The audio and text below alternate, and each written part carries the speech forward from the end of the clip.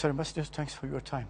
Kankash, it's good to be here with Tolo TV. This will be my last time with Tolo TV before I leave Afghanistan. We hope that after your official period of time is finished, then you also do not forget Afghanistan and come back to Afghanistan and see what's going on here.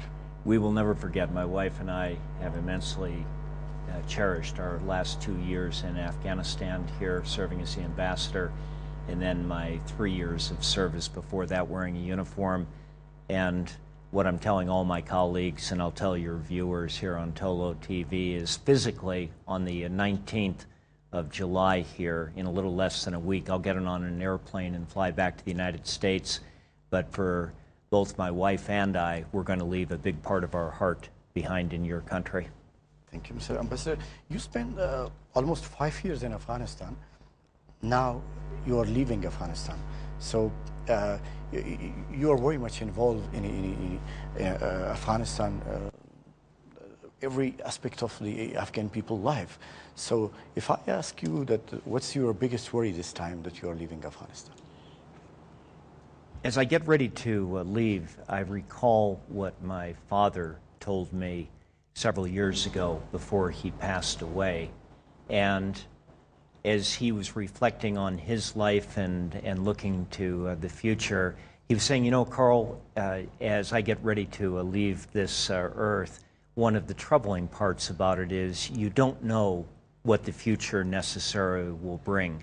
And as I get ready to leave Afghanistan, having served in your country 3 times now over a 5-year period, there is that aspect of what my father told me that rings right now in my ears as we say, you don't know how it will all turn out, having invested so much time here. You wish you did.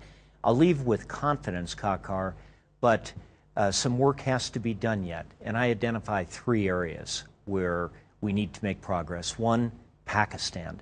The sanctuary that the insurgents and the terrorists have in Pakistan, it threatens Afghanistan. It makes our work here much harder. Number 2 is we're going to need the commitment of the international community. It's still very strong. It's amazingly strong. Almost 10 years since 9/11 and the international community coming to Afghanistan to help rebuild the country. It's strong. It's solid. We're going to have to keep working at that. Number 3 is we've built a great foundation together here in Afghanistan over the last decade. Big gains that we always talk about, big gains in education, healthcare, roads have been built. Your Army's getting better day by day. But at the same time, there's still a reform agenda that has to be carried out for Afghanistan to keep making progress. That's a political reform agenda. It's an economic reform agenda. It's hard work. There's going to be the requirement for strong political will at the center in order for the necessary progress to be made. Mr. Ambassador, you mentioned the Pakistan issue. This is also very important for the Afghan people. You know, the Afghan government is now heavily involved in a dialogue process with the Taliban. Most of the people think that without the Pakistani help or without the Pakistani influence over the Taliban, it's difficult to make progress on a peace process. So how do you see this, the peace process? I think that's right. Pakistan can play a very positive role, or Pakistan can play a very negative role. And Pakistan, of course, it has interest in a stable Afghanistan. It has legitimate interest, as every country of the region does, as any neighbor of another country always has strong interest in the stability of that neighbor. I think the Afghan leadership in the United States, everyone recognizes that. But on the other hand, Pakistan has no veto in terms of what should be the political outcomes here in Afghanistan. Now, if Pakistan can find ways to encourage the Afghan Taliban to lay down their weapons and to come back to Afghanistan, sit down with the government, and find ways to reconcile with this government, to be accepted back into Afghan society with security and to live with dignity, I think that scenario could be a very promising one for Afghanistan, for the United States, and for Pakistan. But a Pakistan that doesn't help to try to shape good political outcomes here, reconciliation and peace, it just makes it much, much more difficult for Afghanistan and the international community working together to achieve success here. Yeah. Have you seen any change of the behavior in Pakistani political leadership and then an army to at least to remove the Taliban sanctuaries from Pakistan? Kakar, having spent many years in Afghanistan and having spent a considerable period of time working with Pakistani officials, civilian and military, I would say yes, over the years, especially over the last year, there's been a change in how they present the problem as they sit at the table talking to Afghanistan during their dialogue with the United States. They talk about the presence of Afghan Taliban inside of Pakistan. That's something that you wouldn't have heard several years ago. They say publicly that they would like to try to help to get a good political outcome here in Afghanistan and between Afghanistan and Pakistan. At the same time, though, still today, as of this moment, the Afghan Taliban, they enjoy sanctuary inside of Pakistan. And that sanctuary has to be dealt with. It can be dealt with through means of security operations. It can be dealt with politically, but it has to be dealt with. Yeah. Recently, the U.S. government stopped around $800 million aid to the Pakistani army. Did you see, Ambassador, any immediate impact, especially over the issues of the engaging with the Afghanistan, or any type of bad reaction on a Pakistani side against Afghanistan? That's a question that you'd really have to ask of our United States ambassador in Islamabad, and indeed to ask the Pakistani authorities that question. As the United States ambassador to Kabul here in Afghanistan, that's not an appropriate question for me to try to address. I simply don't have the expertise. Mr. Ambassador, I also want to raise another thing, that the most of people think in Afghanistan that the dialogue with Taliban is a very difficult thing. But in an Obama new strategy about Afghanistan, President Obama also emphasized to focus on a dialogue with Taliban. Yes. What do you think this is as a change of the policy or strategy in the U.S. government? It's a logical evolution of our policy. You'll recall that a little over 2 years ago, President Obama ordered a review of our strategy, our long-term strategy in Afghanistan, and was concluded that the Taliban was militarily had momentum and was making gains in the field. It was concluded that the efforts to build the Afghan National Army and police were not moving forward fast enough, and it was also concluded that more help, more resources were needed to the government of Afghanistan, the people of Afghanistan, to accelerate efforts to build your government, support efforts to develop your economy. That resulted then in the December of 2009, about a year and a half ago, the President ordering a surge of over 30,000 military forces to Afghanistan, and we were supplemented by other non-U.S. members of NATO with those military forces. They achieved their objective, pushing back the Taliban, getting big gains out in the field, big improvements in security, and our objective to accelerate the growth of your army and police have been achieved through a lot of hard work. We also ordered, at that time, our President ordered what we call the civilian surge, a big uplift in the number of American civilians. All kinds of expertise came to Afghanistan to help with that effort to stimulate further growth in your economy and to strengthen efforts to build your government and rule of law and justice. Now, I say it's an evolution when you talk about Taliban and the United States so-called diplomatic surge. What the military surge against the Taliban to build your army and police, the civilian surge to strengthen your government, develop the economy, have set the conditions for now is the diplomatic surge to which you refer to. The diplomatic surge then is directly in support of your government's efforts to reach out to those Taliban who say, 1, we will stop fighting and renounce violence. 2, we will break our ties with al-Qaeda and international terrorism. 3, we'll respect the Constitution of Afghanistan. In other words, we'll respect the political rights the human rights, the women's rights that your people have enjoyed under the framework of the new Afghanistan and its constitution. So what our surge of military and civilian personnel have done in support of your government and your security forces, we've created the conditions now where I think there's a reasonable prospect for success for your government to reach out to the Taliban, to reach out those who are fighting your government. If they meet the preconditions, then possibly to have an agreement of reconciliation where they rejoin Afghan society. Some people in Afghanistan think that the groups like Haqqani Network or some other hardline Taliban, they think they are not reconcilable. So is the U.S. government, or you have any type of like a categorical type of viewpoints about these different type of the Taliban groups? Or you think the Afghan government can reconcile with all Taliban groups? I think that the Afghan government can reconcile with any group meeting the conditions. And first and foremost for the United States, that breaking of tie with international terrorism. And then secondly, they've got to stop violence. And third, they have to respect the laws of the new Afghanistan. Within those three conditions, it's true that there's various groups that have been fighting against the government, have been inciting violence in your country. Some of them do have grievances, which are legitimate grievances.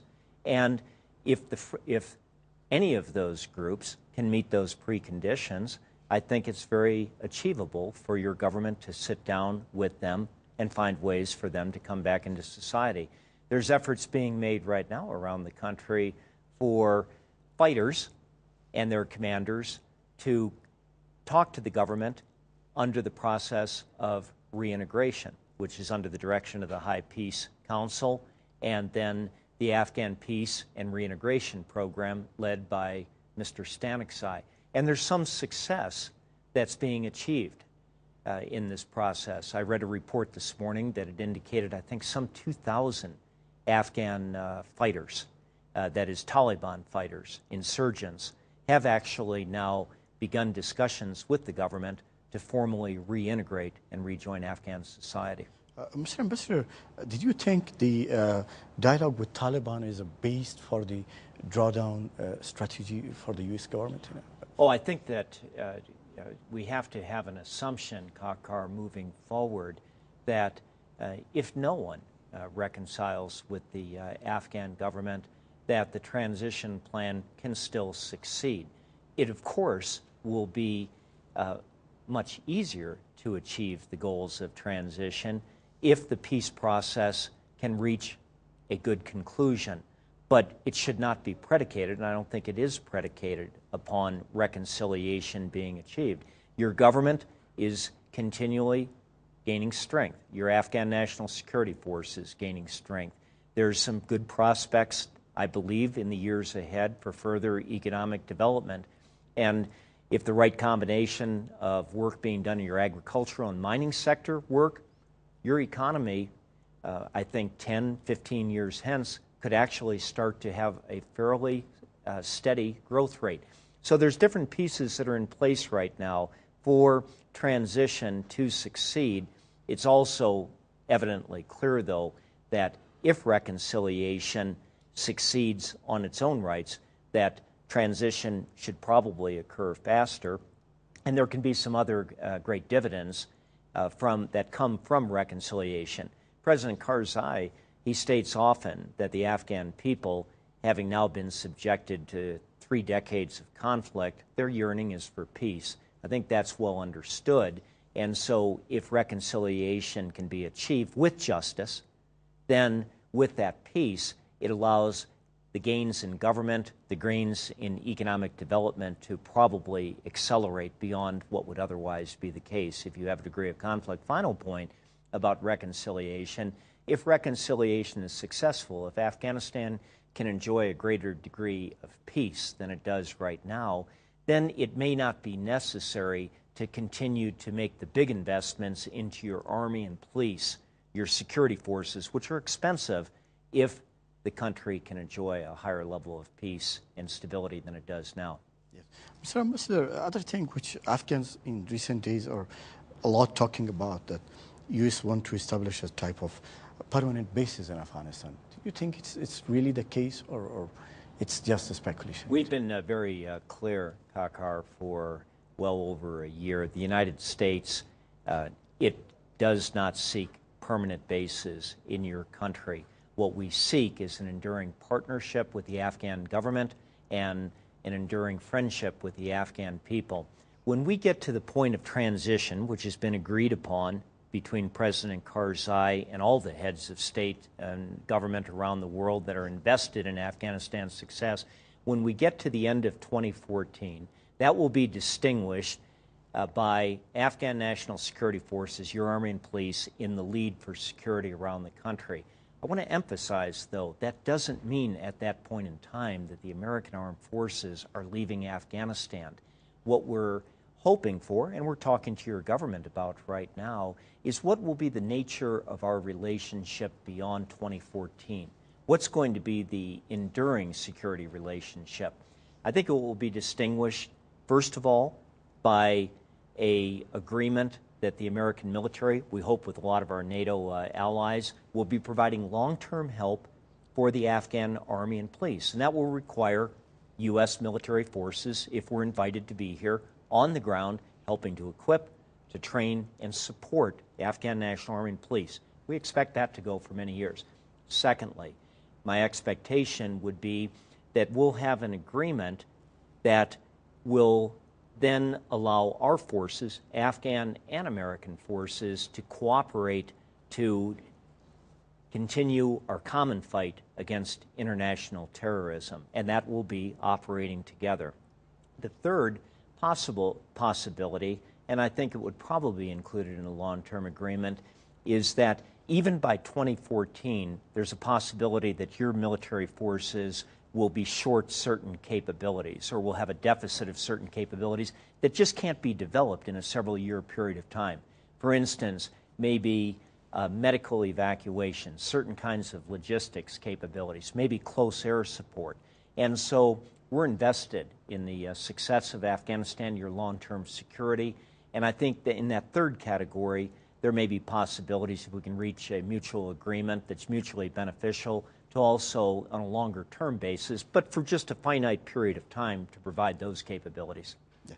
Mr. Ambassador, about your own experiences during the last 5 years, so could you describe us your personal relation with President Karzai? You know, I don't think, Kakar, there's any American, no, I don't think indeed there's any international diplomat here in Kabul that has spent as much time with President Karzai as I have. And I'm very proud of that long-term relationship. I first came to your country in 2002, a much younger person, and not quite as much gray hair. And I came here in the early days of the effort to build the Afghan National Army. And from that point, those early days, I started meeting with President Karzai, traveling with him as he went to places like Japan or to a visit to the United States, traveling with him around Afghanistan. I continued that relationship when I came back a second time here from 2005 to 2007 as a little bit older Army Lieutenant General commanding the U.S. coalition forces, and now as a third time as the United States Ambassador to Afghanistan. I'm proud of each one of those periods of time. I'm proud also of the many times that I had with President Karzai. Kakar, this is not easy work for So which part of your job in Afghanistan was the most challenging for you, Mr. Ambassador? You know, each of the 3 times that I've been here had their own unique challenge. That's one of the great dramas of Afghanistan, that if you look at Afghanistan of 2001, 2002, immediately after the fall of the Taliban, and the extraordinary devastation of the country, and on the one hand, a sense of hope from the Afghan people, but as you looked around and saw the rubble of warfare, you know how difficult the task would be. They're at the early days of trying to rise from the ashes. The second period of time as a 3-star military commander, steadily at work trying to build the foundation of the new Afghanistan, and coming back the third time as the American ambassador with the charge from the President of the United States about organize and lead this civilian surge, and taking it to a point in time now where we can really look ahead 3.5 years from now and say transition is a real possible objective for us to achieve.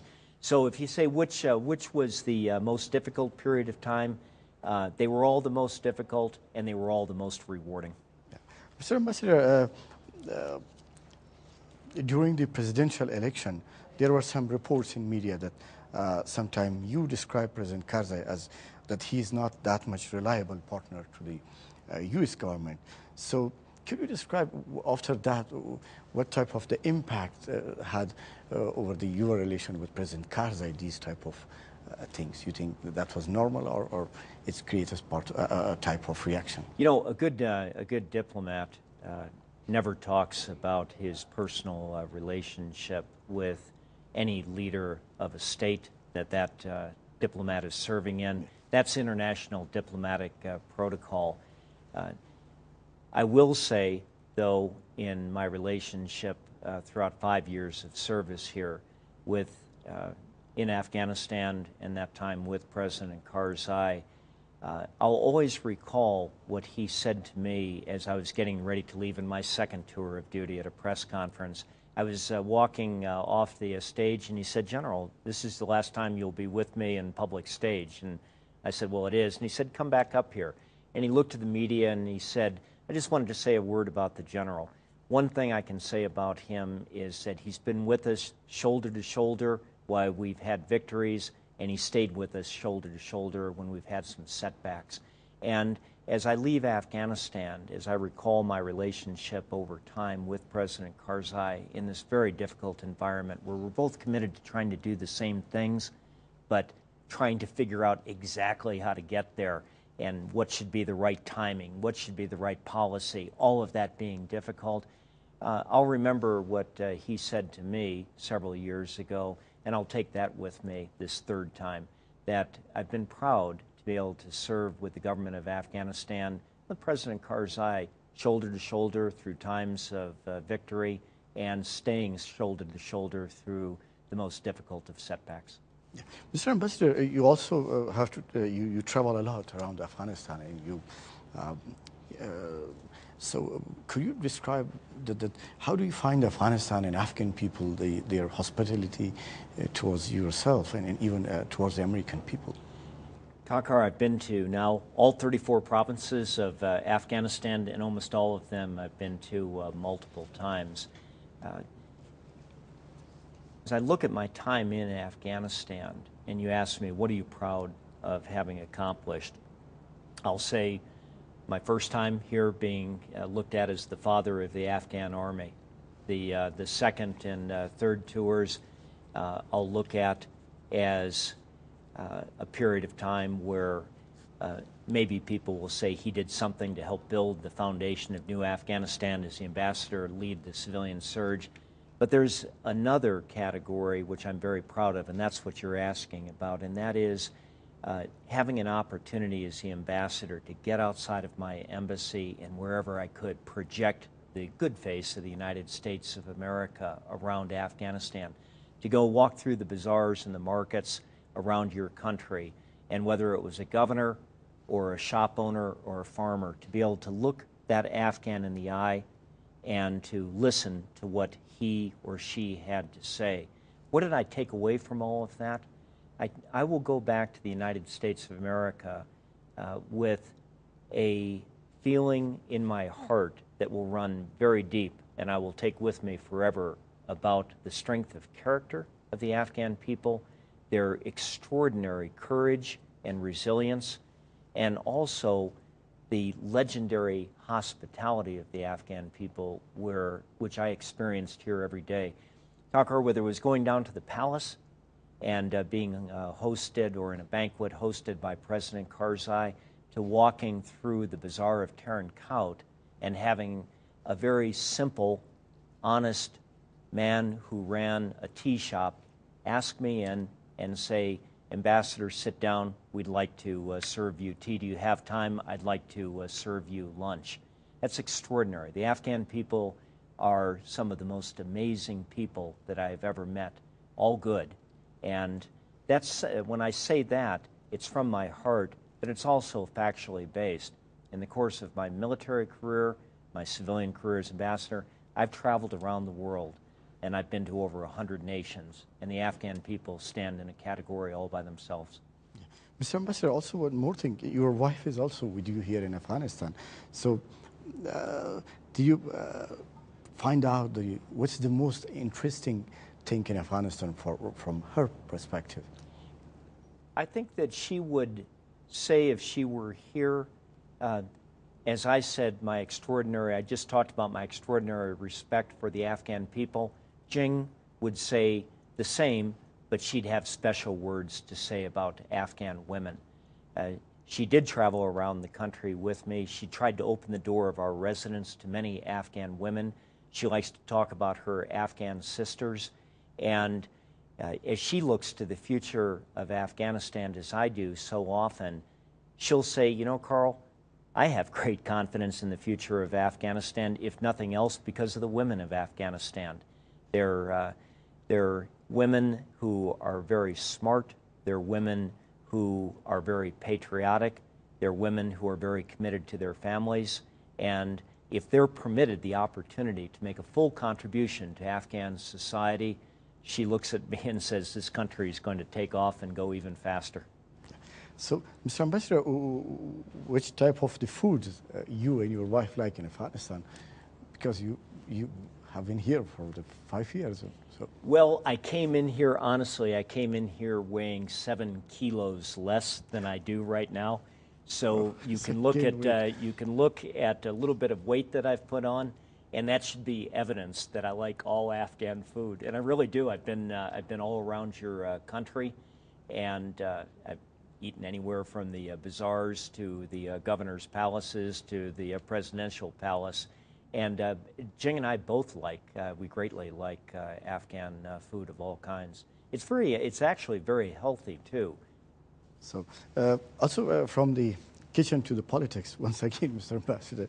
So the Afghan people somehow in recent days, especially after when the President Obama announced the drawdown policy, people are a little bit worried about the situation, and they think if the U.S. troops leave Afghanistan, the Afghan army, Afghan police, and Afghan security forces don't have that much capability to defeat terrorism, Taliban, and some other extremist groups. So, Mr. Ambassador, how much you also think they are right and they think on the right way? They're not ready for a full transition right now, but that's not the plan. We have 3.5 years to go until there's full transition. Look, in big parts of Afghanistan, Kabul as a good example, the Afghan National Security Forces, they are in charge. They've been in charge. We still provide assistance to those forces, but by and large, your police and your army and most of your big urban areas, some of the provinces, Panjshir, Bamiyan, it's Afghan National Security Forces that are fully in the lead. Now, there's areas of Afghanistan where there's more instability, higher levels of insecurity, still in, say, northern Helmand or southern Helmand, not in central Helmand, where big improvements have been made. But there's areas of Afghanistan still where the capabilities of the NATO ISAF forces are very much needed, and our forces really need to be shoulder to shoulder with you at this point in time to continue to push the enemy back. Those areas are becoming fewer with each day, though. Your forces with each day are becoming more capable in quantity. You know, during the period of time that this American surge took place, over an 18-month period where we committed to Afghanistan an additional 30,000 troops, what's not recognized often publicly, and I'll say it here, over that same period of time, Afghan National Security Forces grew by 80,000. But that's not a temporary surge, that's permanent, and your forces will continue to grow. We have a good transition plan in place. It's a joint transition plan. It's not an American transition plan. It's not a NATO transition plan. It is a NATO-Afghan transition plan. And we have a strategic target of the end of 2014 where your forces will be in charge everywhere. But as we move towards 2014, it will be a very conditions-based advance, as we say. There's no plan to turn an area over to the Afghan National Security Forces until your forces are ready to go. And that's going to be a collaborative joint decision, just as the decision for the first 7 areas of transition was collaborative. But we have 3.5 years to go. We're going to find along the way that there's going to be some setbacks. We'll probably find some surprises there. But we've proven over the last 10 years together that we are very adaptable together. We work well together. Wherever we find where there's gaps, we'll move to rectify those. Final point, at the end of 2014, again, Kankar, we're not leaving Afghanistan. If we're welcome here, if the Afghan people, if the Afghan government think that we're doing good here and want further assistance for security, then we'll continue on. And if you have shortfalls in security, then we'll be willing to address those. We'll have a very long-term relationship, though, between our militaries and our military helping your police, because beyond 2014, you're still going to need the growth of additional capabilities. Yeah. Mr. One area of the frustration on the Afghan government side is the civilian casualties, which time to time President Karzai also get frustrated and even once he mentioned that the behavior of the foreign troops in Afghanistan is like the invaders. So how much these type of things hurts you and create difficulties for you? First of all, civilian casualties. Civilian casualties are of not only great concern to the people of Afghanistan, they're a great concern to our coalition forces and to the United States. We have the view that one civilian casualty is one too many. And yet, as we say in the fog of war, especially fighting an enemy that fights among civilians, sometimes, tragically, civilian casualties still occur. We're committed to continue to do everything we can to reduce civilian casualties. I've got to give great credit to General Petraeus and before him to General McChrystal to the efforts that they've made, sometimes at risk to our own forces, in order to achieve that objective. Let's always remember, though, who we are fighting here. And we are fighting an enemy who, if we want to remember who that enemy is, let's think about the Kabul Bank in Jalalabad several months ago, where a Taliban methodically murdered a group of innocent Afghan police and civilians, and all of that being recorded on a closed-circuit TV. Anybody, I tell in the United States, that wants to be reminded who is that enemy, watch that closed-circuit TV caption again and again and again. That's not the United States. That's the face of the enemy we're fighting. Now, as we move forward with transition, of course, by the end of 2014, with Afghan National Security Forces 100% in charge of providing the protection for the Afghan people, providing the defense of sovereignty, well, the question of civilian casualties by foreign forces, that will be resolved because it will be your forces that are providing for your people's own security. We recognize that. That's another reason we want to push hard to accelerate the growth of your Army and police. One other point.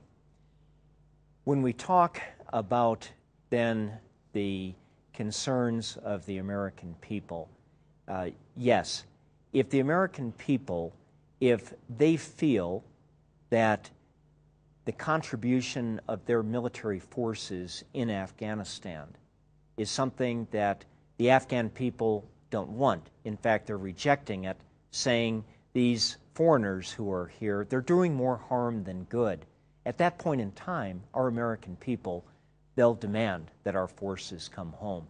We want our forces here if they're doing positive things for the security of Afghanistan, if they're positively supported by the people of Afghanistan. Never in our history, though, has the American Army, have American armies gone in with the idea of occupation and we would stay there. After World War II, after an enemy was defeated, our forces were there for a period of time. But as soon as the country that we were in had enough strength and capability to say, we can do this now ourselves, at that point in time, we've gone home. And that's the way it is with Americans. Mr. Ambassador, soon the newly appointed ambassador to Afghanistan will replace you. So what would be your best advice to him?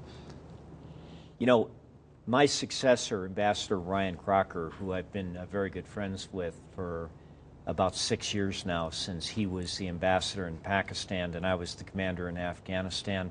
First, let me say, he's the greatest diplomat of this generation of Americans. We owe him a lot. We Americans owe him a lot for enjoying a nice post-government life where he was the dean of a very prestigious institution or university in the United States, that he said he'd come back to Afghanistan and serve again. We couldn't be doing better than Ryan Crocker. If I'd give Ryan any advice, and we're talking frequently, we exchange emails, it will be to tell Ryan, I think we've got a pretty good plan here called transition. You know, you, Ambassador Crocker, when you get on the ground, you need to assess. You'll want to do some things differently, clearly, but with confidence, I'll tell him as he comes in that our transition plan towards 2014 that we have, it's an achievable set of goals and objectives that are being set out before him. Mr. Ambassador, is there any area that you think that your friend Ryan Crocker should more focus on it?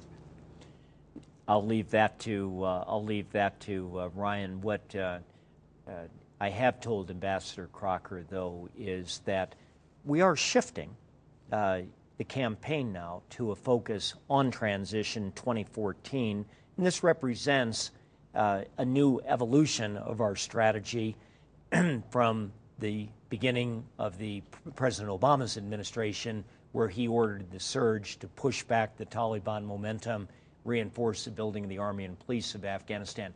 We've achieved many of those goals and objectives that went with the surge, and now it's time for the next phase. The next phase is transition, so focus on the transition as the first order of business. One area which the Afghan people think it's most important, the more civil liberties to the women. So, Mr. Ambassador, how do you see Afghanistan from now to 10 years, that we are going in the right path for the women's right, education, health, and everything? I do. Again, an advantage of having been here for many, many years.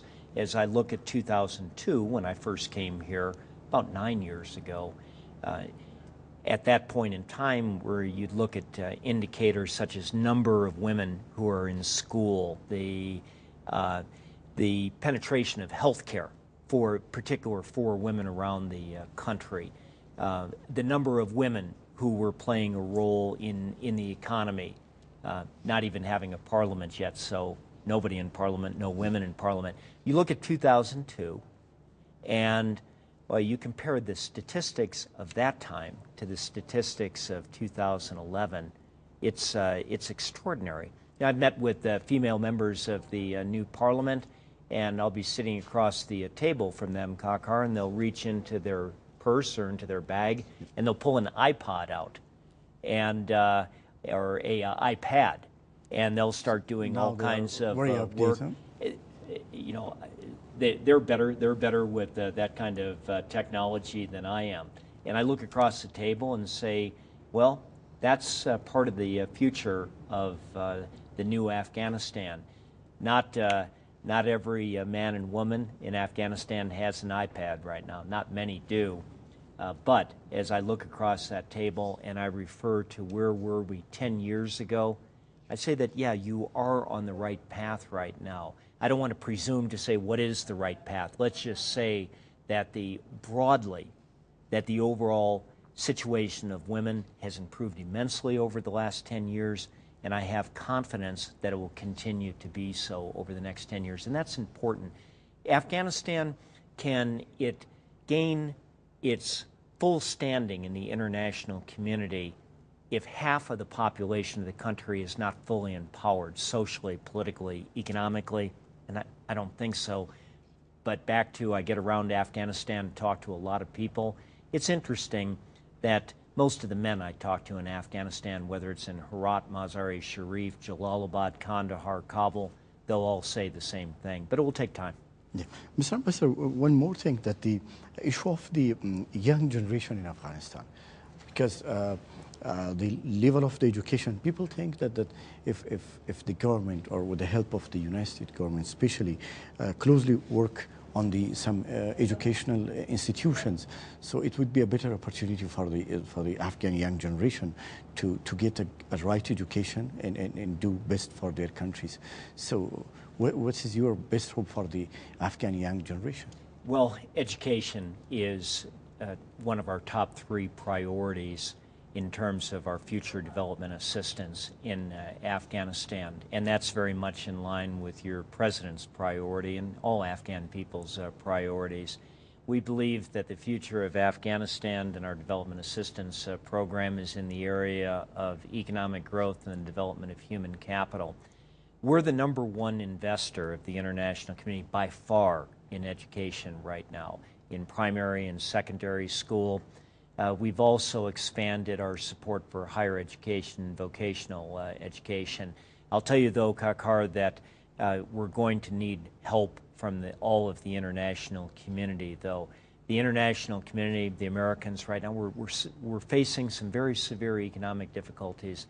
It's the most severe economic difficulties that my country has faced since my father was a very small boy and told me many years later about those tough times. We're having some difficult times. There's a limit to the amount of development support that we can provide. We think we're doing a very good job in security with the generous assistance we have for your Army and police, a lot into the energy sector, a lot into agricultural assistance, a lot into education, but more needs to be done, and we're appealing to world organizations and our international allies to see if they can up their level of effort and match that of the United States. Mr. Ambassador, thank you very much for your time, and it's a great pleasure to have you in our studio. Kakar, if I could say a last word too, Yep, definitely. and that is, when you ask about what ambassador have you been proud of, what are some of the great accomplishments that you've seen here in Afghanistan that you'll reflect on as indicators of the possibility for future success, I have to say the media of Afghanistan is something that has really captured all Americans that are working hard in Afghanistan to do what we can to help Afghanistan in the years in the future enjoy stability, prosperity, and freedoms. The media of Afghanistan has been a phenomenal success story. You have a media which is more responsible and free than in many, many parts of the world. This is important because Afghanistan is still in the early days of its democracy, trying to establish an independent judiciary, an independent parliament, a capable executive branch. And it's a difficult process.